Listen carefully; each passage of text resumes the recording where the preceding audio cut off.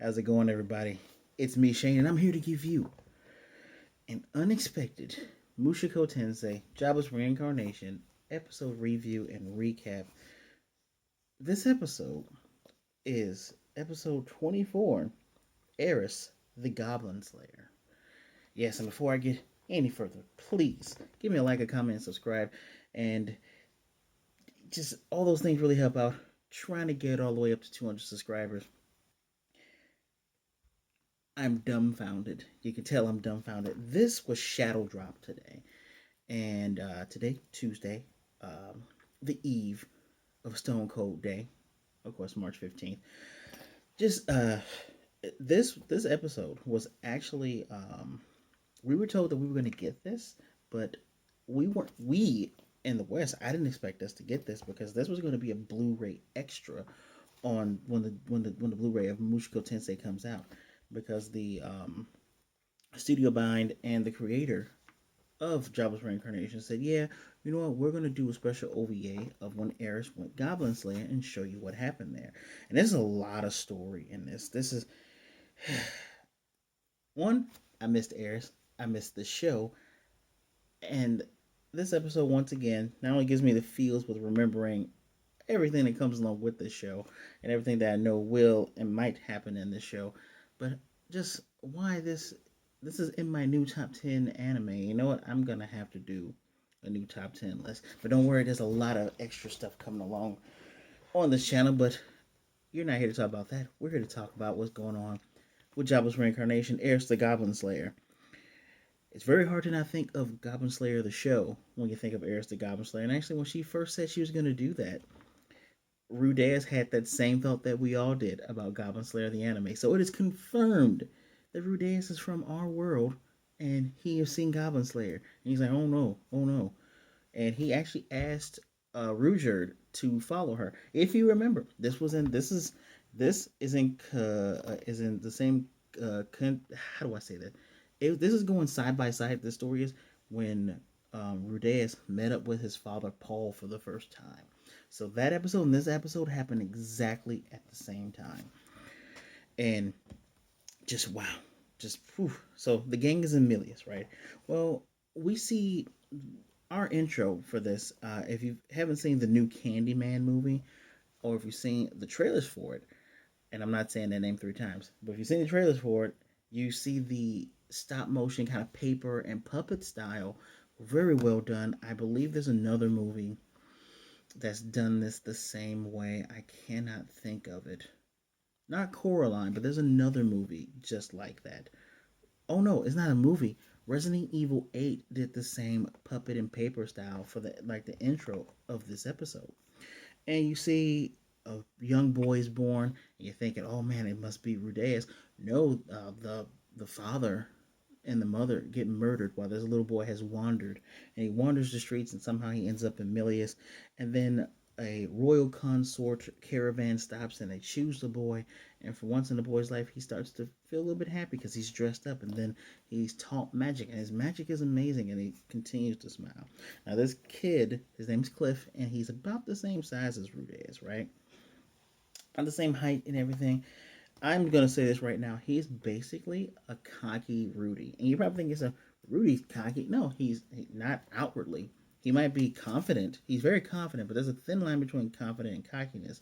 And Rudeus never puts down anybody else's skills. He just tries to believe in himself. And actually, if you think about past Rudeus, he still has a lot of that baggage from his first life, where he goes with the philosophy, and I kind of do this too when it comes to games.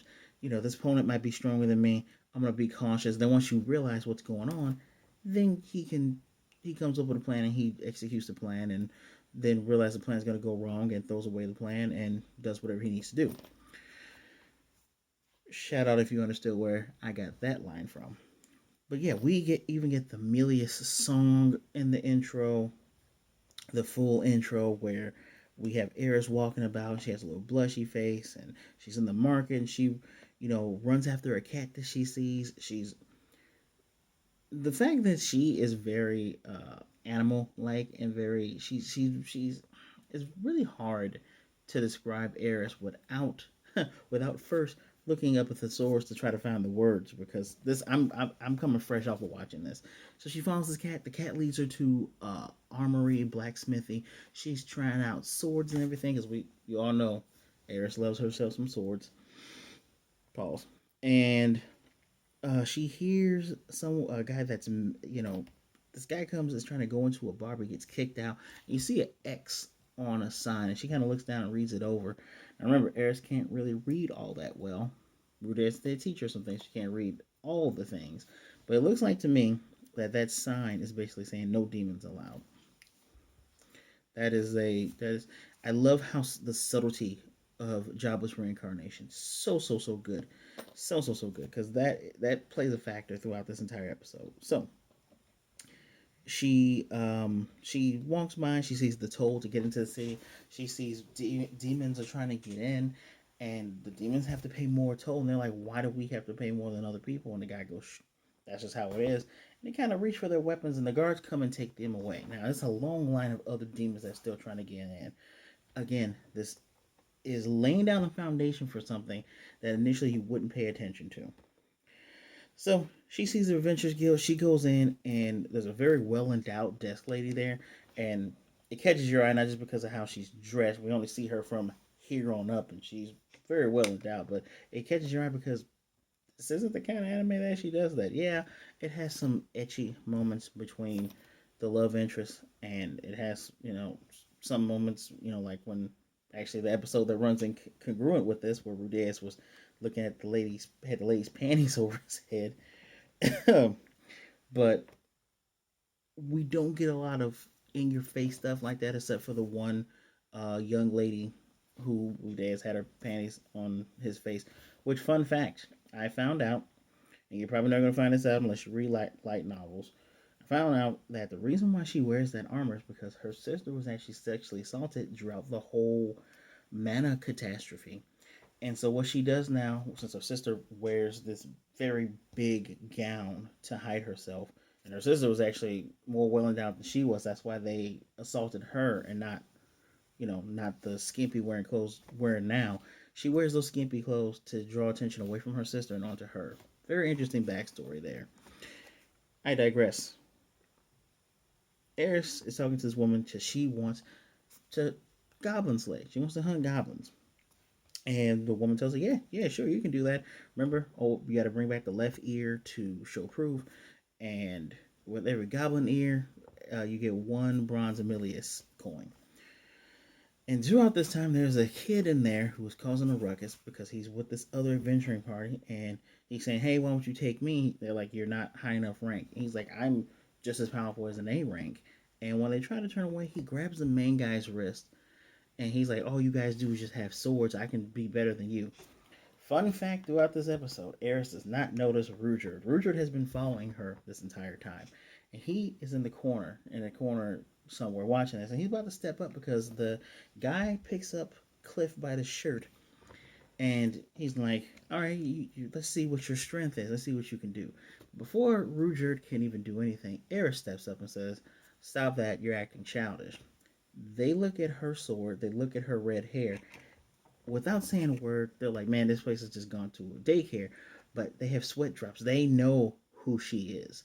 She is part of Dead End. She has to be the mad dog because there's not a lot of adventures in this world that fit Eris's description. You can just tell on their faces, they can tell who she is. It's not because she's younger, it's because we have an idea of who you are. Because by now, Dead End is highly popular just because of Rudeus' name alone. So they leave him alone, and she tells to this kid, um, to Cliff, it's a good thing it's a good thing all that blew over, right? And Eris has grown so much. This episode is such a good indicator showing us how far she's come, even outside of the other episodes we saw when we saw how far she came, right? In the previous 23 episodes. Well, this kid goes off. He's like, I didn't ask you for your help. That was dumb, blah, blah, blah. And he calls her ugly. Now, while he's saying this kid has a bad habit of not paying attention. Because he's looking down while he's saying that. And he's all mad. Her veins, massive veins are popping.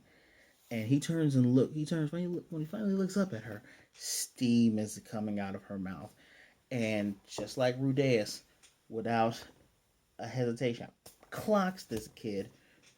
MMA straddles him. Not even MMA straddles him. Punches him once on the ground, but she's stomping on him, and she's saying, "I'm ugly. I'll show you ugly, right?"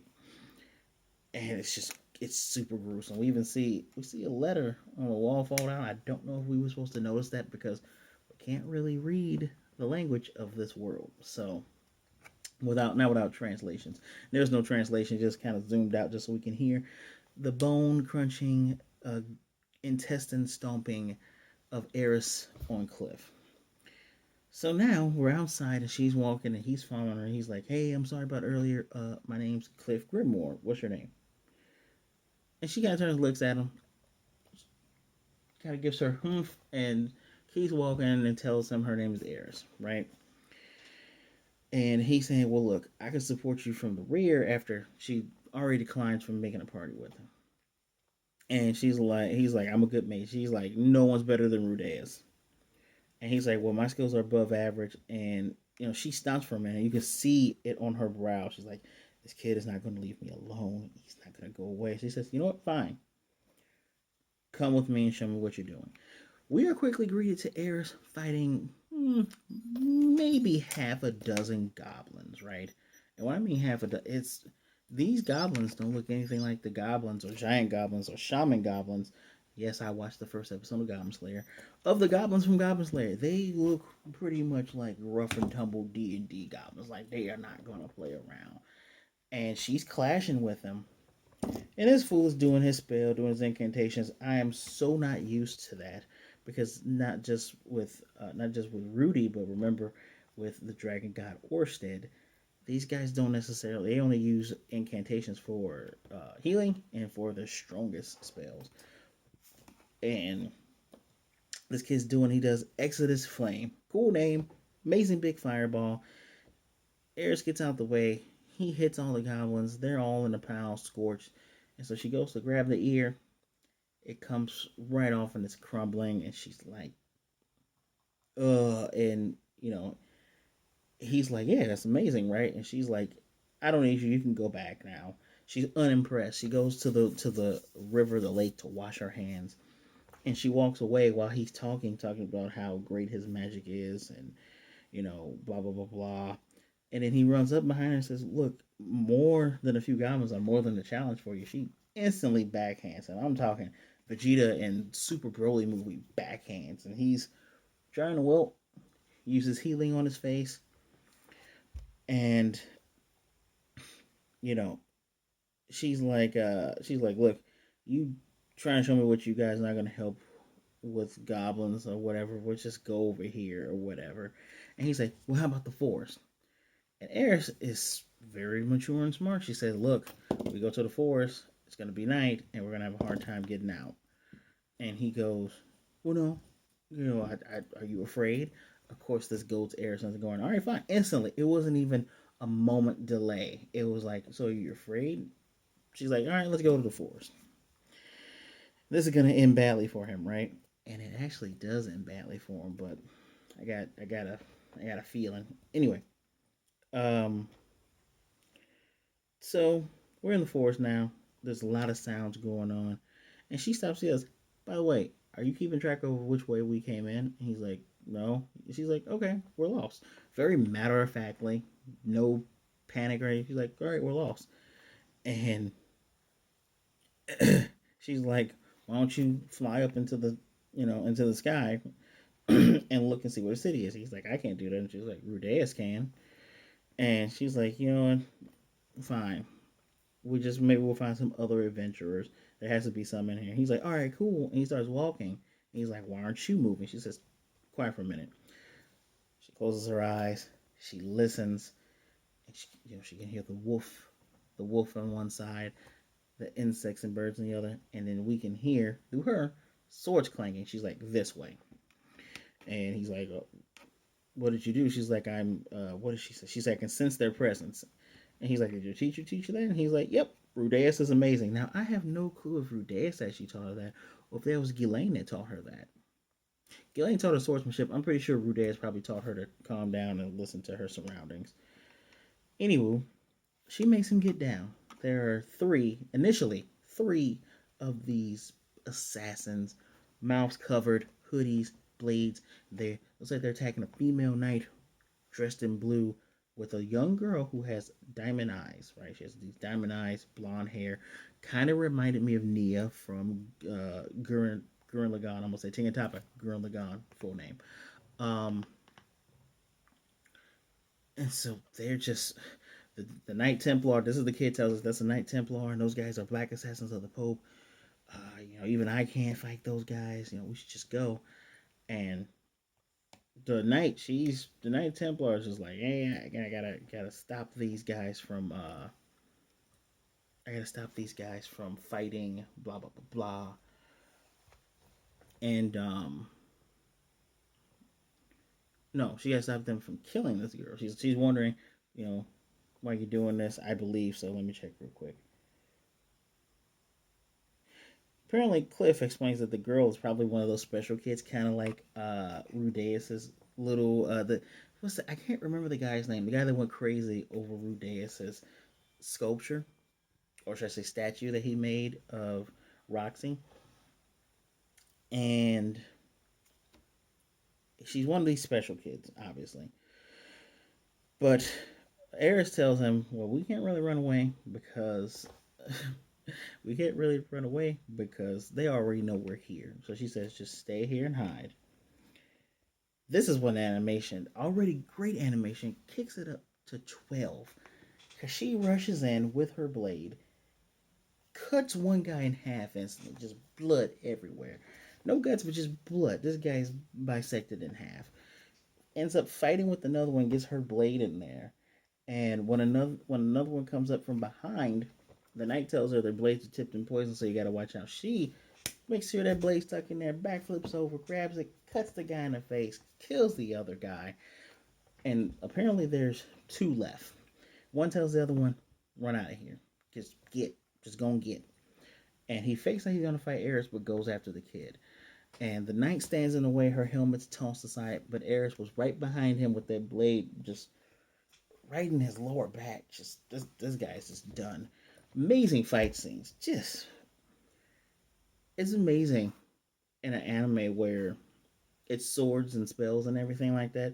And this is no shade on shonen animes because it's definitely not a shonen anime. Um, it's cool when you have a show where the fighting kind of means something. Like fights don't just happen, and when they happen, people aren't just knocked out casually; they're gone. And I actually said F Milius, but I have to change that F Milius because just wait.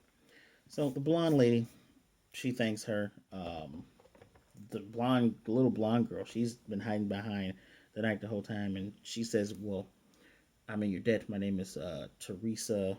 Where's this chick's name? Teresa Latria. That name sounds familiar from my earlier research through the wikis and everything from a couple months ago. I did not even try to look it up before this, but that name sounds so familiar. So, and one thing I did mention, when Eris had the poison knife, she just tossed the thing. She's like, "I'm not going to use this." So, uh, she's Eris is about to tell her name. She says, "No, her name is Ruger the Supered," and the lady kind of gives her that look like, "Hmm," and then softens and goes, "Okay, then. I'm still in your debt." And Eris says, "Well, since you're in my debt, just tell me how to get out of the forest." She says, "You know what? I will walk you all the way there myself with the utmost care." Does a whistle, horse comes out, and at this point in time, finally, the little blonde girl finally looks at her. Well, for some reason, Cliff comes out wearing a helmet. Okay, and she's like, "Why are you having a helmet?" He's like, "Don't worry about it." And she's like, "Whatever." Eris has been disinterested in this guy the whole time, and it's very obvious why she's been disinterested. She only cares about Rudeus. I'm just gonna throw it out there. She only cares about Rudy. If that hasn't been obvious, and it will be even more obvious. So, Ruger, the real Ruger, steps out of the shadows, the real dead end. The guy goes, the one guy is on the ground. He goes, "Cliff, Master Cliff, why are you going with them?" So Cliff is technically with the Black Assassins of the Pope. Interesting.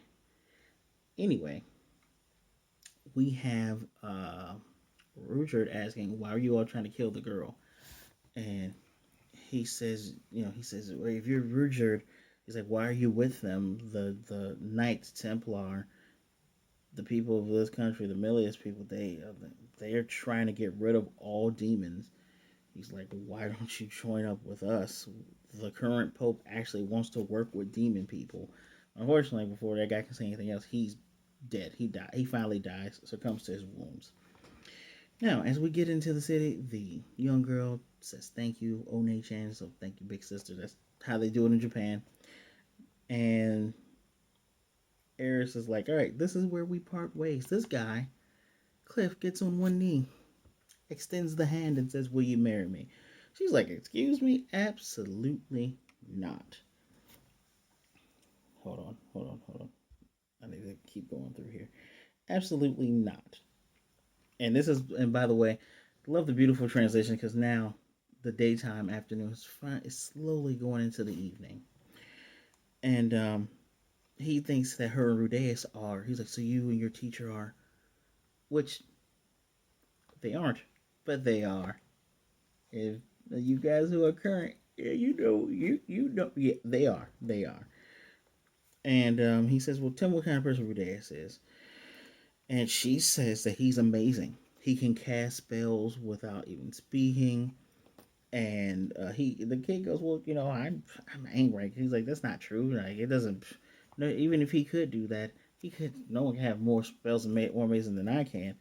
And Eric goes, "He knows way more spells than you do. He is a Saint class water mage."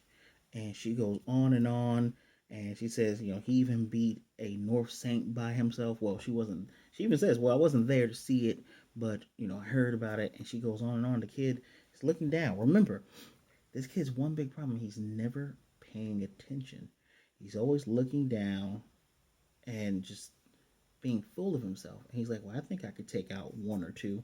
Talking about North Saints, right? Then he looks up, and before he says anything, this is the second time that he sees Eris's face. The very first time is after she had dispatched to those assassins. The wind hits. Oh my goodness! This will be a good background a for a laptop or for a phone or something like that, because she turns and the wind hits that cloak and hits her hair. That's when he saw her. You could tell kid just instantly fell in love with her. That's why he wanted to marry her. But then he looks at her and he sees her face. Her face while talking about Rudy. If you guys ever seen a young lady either in, I don't know if it happens in real life, but you've seen it in the shows, right? Where when they're talking about someone they care about, they toss their hair a little bit, they move it around, they're looking here, looking there. And here, animation style, she's doing all that and she's blushing, and this kid can see her. And he kind of has his hand out, and he can see how totally in love Eris is with Rudeus. And we even get a glimpse of future Rudeus, blonde hair and all. And the funny thing is, Eris even mentions, "Yeah, he's smaller than me, but he beat this guy's butt."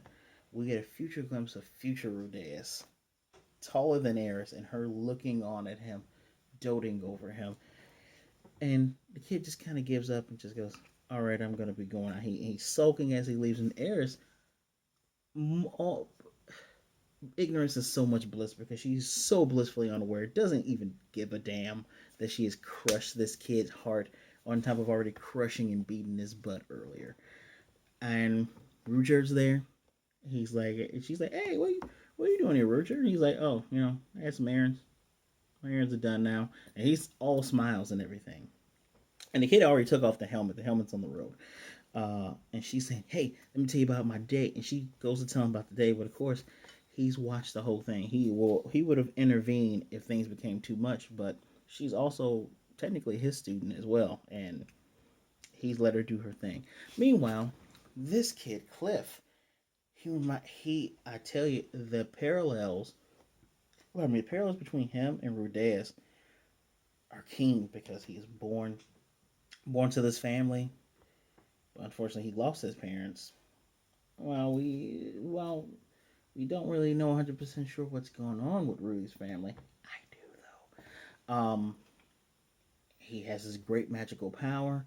He even looks like a dark brown haired Rudeus, but he's in the bed kind of looking up, and one of his, I guess, chambermaids, she comes in and says, "Oh, Master Cliff, one of your teachers, got was failed today, got killed today. They believe it was demons." And so, it's inevitable that this is gonna be used against having demons around, blah blah blah blah blah. And he just kind of waves her off. Cliff knows what happened. Cliff's teachers were killed by Eris.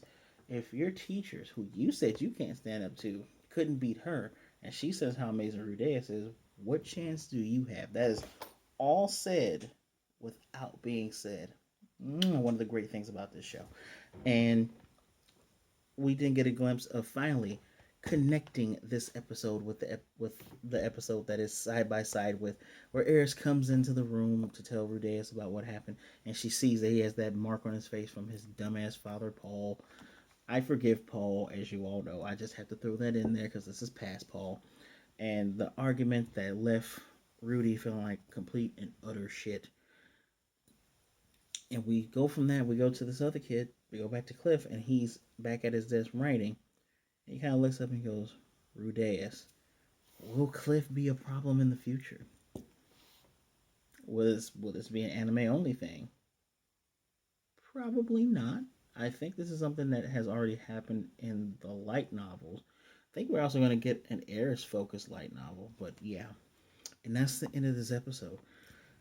If you remember my other reviews of Mushoku Tensei, it's very difficult for me to ever give them ratings because they build on prior episodes and then they elevate future episodes. Fantastic all around. I gave the first season of the show 5 out of 5, a must watch, and this goes right along with it. Fits right on in there. If they got more OVAs coming, I'm trying to keep my eye to the social media stuff, guys. I follow everything I can to catch up with it. As of right now, this is not on Crunchyroll. It is on Funimation and on Hulu. Which, fun fact, Funimation and Hulu are owned by the same people. Just in case you didn't know, Disney owns Hulu and ABC. So if you're worried about Disney anime, it's already happened. Stop worrying about it. It doesn't matter. But yes, fantastic. Please watch this. I would like to know what you think of the episode. If you've already watched it, down in the comment section below. Please do not forget to give me a like. It helps show the videos. Subscribe to the channel. I'm trying to get to 200. I'll be real with you. I'm trying to get to 500. That is actually the real goal. I try to take baby steps, but you know what? I'm going to be completely honest with you. I got another video coming out this week to highlight my plans for the rest of the month and for what's going to happen next month. Because the month of April is going to be a reviewer. It's going to be putting me through my paces, but you're going to see some different things going on here too. So, as always, thank you for taking some time out to spend some time with me. Be good, be blessed, wash your hands, wear a mask, be safe out there, you all. Be good to yourself, be good to others. Either way it goes, do not be a jerk. And I will most definitely see you guys next time.